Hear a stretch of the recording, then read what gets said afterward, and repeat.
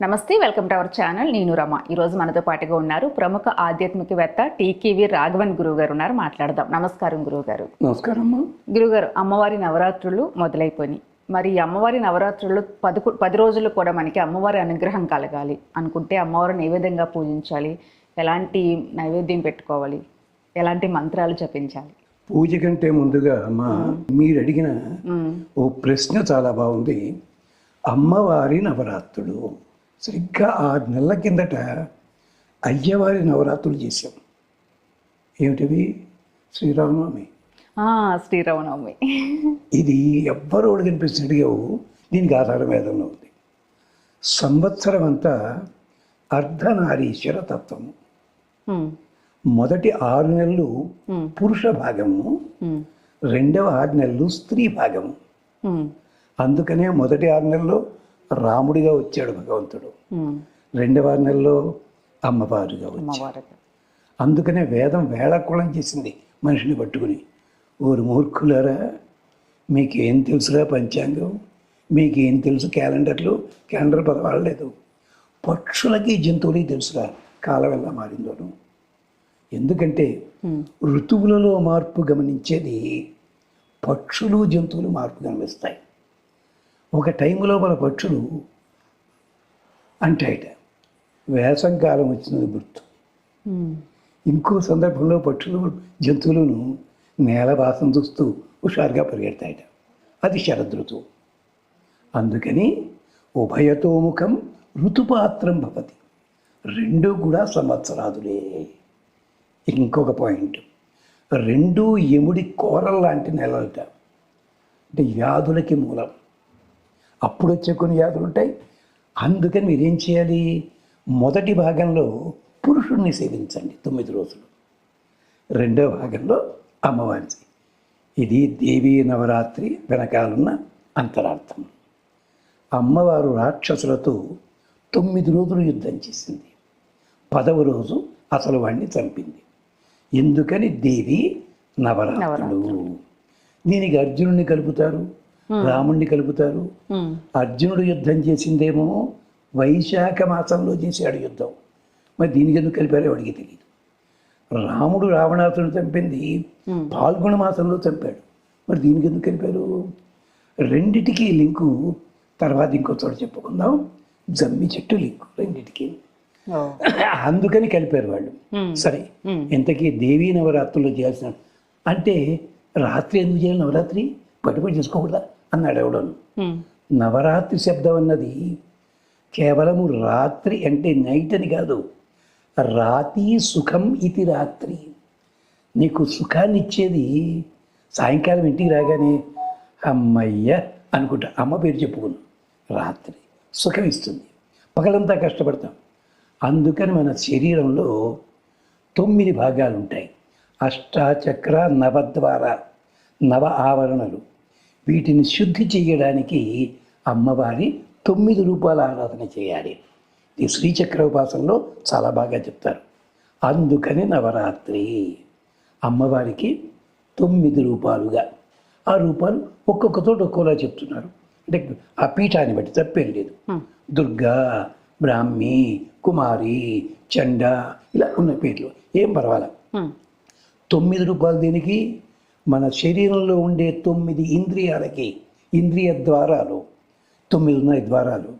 ఆ ద్వారములను శుద్ధి చేయడానికి నవ ఆభరణ పూజ. అంటే మనం ఏం చేస్తాం, ప్రతి గదిని కూడా శుభ్రంగా తుడుచుకుంటూ ఎక్కువగా వాటిని 2 సార్లు తుడుస్తాం మనం. అలాగే ఈ రోజుల్లో ఏం చేస్తున్నాం? కన్ను, ముక్కు, నోరు, చెవి 8 అయ్యాయి. 8 శుభ్రం అట్టే పెట్టుకుంటే 9 ప్రత్యేకం శుభ్రం చేయగల శుభ్రం అయిపోతుంది. అది విశేషం ఇక్కడ. అందుకని నవరాత్రులు. దుర్గా సూక్తం అని మనకి వేదంలో ఉంది. అందరూ దుర్గా అమ్మవారి సూక్తం అనుకుంటారు అమాయకులు. అర్థం చూడండి. ఇక్కడ దుర్గా శబ్దానికి అర్థము దుఃఖమును దాటించువాడు అగ్నిదేవుడి సూక్తం అని. దుర్గి ప్రచోదయాత్ అంటారు. దుర్గాది కాదు. దుర్గి అంటే కష్టాలు దాటించేలాంటి తత్వానికి పేరు దుర్గి. అందులో దుర్గాదేవికి దీనికి సంబంధం ఉంది. ఇది వేరే, కానీ ప్రధానంగా అగ్నికి. అంచేతే పాండవులు కూడా విరాటనగరంలోకి వెళ్ళేటప్పుడు మొదట ధర్మరాజు ఎవరిని స్తోత్రం చేశాడు? దుర్గాదేవిని స్తోత్రం చేశాడు. అక్కడ ఎలా ఎత్తున్నాడో తెలుసా అండి? చాలామంది అనుమానం, ఆయన కృష్ణ భక్తుడు కదండి, శివుని యొక్క పత్ని ఎందుకు చేశాడండి అంటుంటారు వేళకోడంగా. ప్రారంభం ఏమన్నా తెలుసా? యశోద గర్భ సంభూత, కృష్ణుడితో సహా పుట్టేవు, కృష్ణుడు నీకు అన్నగారు. ఎంత చమత్కారమైన శ్లోకం. అలాగా నవ ఆవరణల పరిశుద్ధి కోసం మరి ఎలా పూజ చేయాలి? పెద్ద పెద్దలు చెప్పిన వాటికి కష్టపడతారు. మాకు చేత కాదంటూ కొట్టుకున్న వాళ్ళకి అతి సులభ మార్గం ఉంది. ఒక తామలపాకు తీసుకోండి, లేదా రావి ఆకు తీసుకోండి, లేకపోతే కాస్త 2 తులసి దళాలు తీసుకుని దాని మీద పసుపు గౌరవం అని పెట్టండి. పెట్టి బొట్టు పెట్టండి. ఆమె దుర్గ, ఆమె లక్ష్మి, ఆమె సరస్వతి. సుకరంగా ఉండే స్తోత్రాలు చదువుకోండి. 3 సార్లు పసుపు, 3 సార్లు కుంకం, 3 సార్లు గంధం వేయండి. నైవేద్యాలు చేసుకోగలిగితే రకరకాలు చేయండి, ఉన్నాయి. లేవండి మేము చేయలేమండి, రోజు కాఫీ తాగుతావు కదా, అందుకని ముందే ఆ పాలు ఉన్నాయి కదా, ఆ పాలు ఒక నేతి చుక్క వేసి కానీ తేనె చుక్క వేసి కానీ నివేదన చెయ్యి. స్తోత్రాలు మాకు రావండి. హాయిగా అమ్మా నువ్వు ఇచ్చింది నీకు సమర్పిస్తున్నావు, నాకు రక్షణ కలిగించు. కోరికలు 100 అడగక్కల, నాకు రక్షణ, ఈ ఒక్క మాట చాలు. దుర్గాత్ త్రాయసే ఇది దుర్గా. అన్ని రకములైన కష్టముల నుండి కూడా దాటించున్నది గనక ఆవిడ పేరు దుర్గా. అందుకని దుర్గా.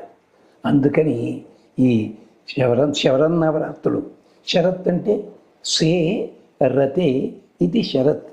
మనము దేనియందు సుఖంగా నిద్రపోగలము. శరద్రాత్రులోనే వెన్నెల చాలా బాగా ఉంటుంది, ఎండ తగ్గుతుంది, ఇది విశేషం. అందుకనే శరత్కాలంలోనే యుద్ధానికి బయలుదేరేవారు ఒకప్పుడు జనాలు. ఇది అందుకని శరణ్ నవరాత్రి.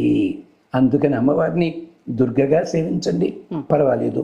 ఆవిడే లక్ష్మీ స్వరూపము, ఆవిడే వాక్ స్వరూపము, ఆవిడే సూర్యునిలో ఉండే కాంతి స్వరూపము. మొత్తం ఆవిడకి 108 రూపాలు ఉంటాయి. అంచేత మీకు చేతనట్టుగా చేసుకోండి.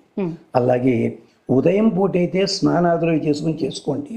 సాయంకాలాలు కాళ్ళు చేతులు కడుక్కుని ఒక పసుపు నీళ్ళు కాస్త నెత్తి మీద జలుకుని మళ్ళీ అదే అమ్మవారికి పెట్టుకోండి. బొమ్మల కొలువు పెట్టుకోండి. విలాసం కోదం కాదమ్మా, బొమ్మల కొలువు అన్నది మొత్తము సృష్టికి సంకేతం. అందుకనే 7 వరుసలు పెట్టి ఓ దాని మీద పక్షులు పెడతారు, ఒకటి జంతువులు పెడతారు, ఒకటి పురాణ గాథలు ఉంటుంటాయి. కృష్ణుడు కంసుడు ఇలా పడిపోయి ఉంటాడు, పీకి అలానే బొమ్మలు వచ్చి ఈ మధ్య రావట్లే, ఒకప్పుడు వచ్చేవాళ్ళని. అలాగే పెద్దప్పుడు నోటు తెరిచి కూర్చుంటే కొంగ నోట్లో తలకాయ పెడుతుంది. ఎప్పుడైనా సరే ఫోటో, అది కేయూరబాహు చరిత్ర అని దాంట్లో కథ. ఆ కథ దాని బొమ్మలా చేశాడు వాడు.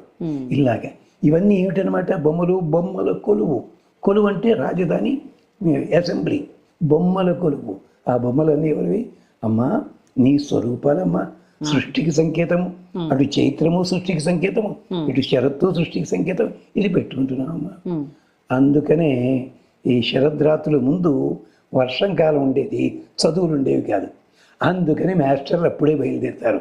పిల్లవాడికి తల్లి ఎక్కడి నుంచి వచ్చింది అంటే, బాబు 4 నెలలు ఇంట్లో ఉన్నాం, అందుకని గురువులకి సన్మానం చేసి వస్తువులు ఇస్తారు, పిల్లలు మళ్ళీ పాఠాలకి పెడతారు. ఇంత వెనకాల అర్థం ఉందమ్మా, ఉట్టినే సరదాగా చేసేవి కాదు ఇది. ఇవన్నిటికీ మూలము యజుర్వేదం, అధర్వణ వేదంలో బోల్డన్ని మంత్రాలు ఉన్నాయి. అందుకని అటు ఆ చైత్ర నవరాత్రులు, వసంత నవరాత్రులు, ఇది ఆశ్చర్య నవరాత్రులు అంటే దేవీ నవరాత్రులు, రెండు కూడా మనకి క్షేమం కల్పిస్తాయి. మీకు ఎలా కావాలంటే ఎలా వీలుంటే అలాగే, అంతే తప్ప లలితా సహస్రంతో పోతే నాశనం అయిపోతారు, కనకదుర్గతో అదేం లేదమ్మా. చదవడం మంచిది, ఆచారపరమైన చదువుకోవచ్చు. లేదంటారా మీకు తోచిన స్తోత్రాలు మంచి ఉన్నాయి, భయపడాల్సింది ఏం లేదు. భయపెట్టమేమక్కల్లా, భయపడక్కల్లా. అమ్మవారు జడ వెరబోతున్నాడు. ఇప్పుడు రాక్షస సంహారం చేసేటప్పుడు కోపం వచ్చి తల ఇలా ఎగరగొట్టింది, విడిపోయింది. ఓ రాక్షసుడు వరం కోరుకున్నాడు, నన్ను ఎవడు మామూలుగా చంపకూడదన్నాడు. మరి ఎలా చంపాలి? అమ్మవారు ఏం చేస్తుందో తెలుసా? వాడు నడుము పట్టుకుని ఇలా ఇలా ఇలా తిప్పి చచ్చురుకున్నాడు. వాడే అమ్మవారి చేతిలో డమరుకం రూపంలో ఉంటాడు, డమరాసురుడు వాడి పేరు. అదే మన వాళ్ళు హిందీలో కదా దమ్మరోదం అని మొదలెట్టారు వాళ్ళంతా. వీటన్నిటికీ మూలం అక్కడ ఉంటుంది. అంచేత ఇలా చేసుకోండి హాయిగా. ఆర్భాటాలకి పోకండి, ఆర్భాటాలు వద్దు, ప్రేమగా అందరినీ పిలుచుకోండి. ఈ వసంత నవరాత్రులు, ఈ శరన్నవరాత్రులు ప్రత్యేకత ఏంటో తెలుసా? వర్ణ వ్యవస్థ లేకుండా అందరూ కూర్చుని చదివి నైవేద్యం పెట్టాలి, వండితే మరి మేము బ్రాహ్మణం అంటారు కొంతమంది. అందుకని లేకుండా నానవేసిన శనగలు పెట్టండి అయ్యా, వడపప్పు పానకం పెట్టండి అయ్యా, పళ్ళు పెట్టండి. ఎంత అందంగా చెప్పారండి వాళ్ళు. మనం ఏమిటో అతిగా పెడుతుంటాం, ఇంత అర్థరాత్రం అనమాట. అంచేత నీ శక్తి ఎంత ఉందో అంతా చేసుకో. ఆఖరికి జరాసంధుడు పుట్టినప్పుడు వాడికి కలిపిన రాక్షసి ఆవిడ కూడా దుర్గా స్వరూపం కనుకే జరాసంధుడి ఊళ్ళో వాడి చిన్నపితల్లో ఆడవాళ్ళందరూ కూడా సంతానం కావాలంటే ఆవిడ బొమ్మ గోడ మీద చిత్రించి దండాలు పెట్టుకునేవారు. భారతంలో ఇంత కథ. కానీ గురుగారు, దుర్గమ్మ వారి దగ్గరికి వస్తే ఉగ్ర రూపం అని కొంతమంది ఇంట్లో అమ్మవారిని పెట్టుకోవడానికి కూడా భయపడుతూ ఉంటారు. దుర్గ ఉగ్ర రూపం ఎక్కడొచ్చింది? నరసింహుడు ఉగ్ర రూపం ఎక్కడొచ్చాడు? చంపడం వరకు మాత్రమే ఉగ్రము. ఈ దుర్గని ఉగ్రరూపం చేసి ఎక్కడ కలకత్తా, కాశీ ప్రాంతాల్లో నరబళ్ళు ఇచ్చి మొదలుపెట్టారు. అక్కడ భయపడ్డారు, అక్కడ మొదలు. అలాగే కొండ ప్రాంతాల్లో కూడా పని కట్టుకుని దుర్గ కోసం చంపరమ్మా. అందుకని తనికెళ్ళ పడిగారు నాటకంలోనూ కోడి మోసం తింటే నీ కూడా తిట్టి మధ్యలో అమ్మగారు పేరుకు అందాచాడని డైలాగ్ లేదు. మళ్ళా లేదు, అందరూ ఇంట్లో పెట్టుకోవచ్చు, శుభ్రంగా పెట్టుకోవచ్చు. ఏమిటి కానీ ఆ ఉగ్ర రూపాన్ని 9 రోజులు మాత్రమే పెట్టుకోండి. జడ వేరబోతున్నట్టుగా అది వద్దు, అది చెప్పింది అంతే. నరసింహుడు కానీ దుర్గ కానీ ఇలాంటి ఉగ్ర రూపాలు దేవతార్చన కోసం పెట్టుకోండి, ప్రశాంతంగా చదువుకోండి, తప్పేం లేదు. అంతే తప్ప ఆ ఉగ్ర రూపాన్ని చూస్తులా కూర్చున్నాం అనుకోండి, ఆ రూపం మనకే వస్తుంది, వద్దు. ఇది తప్పేం లేదమ్మా. సరే గురుగారు.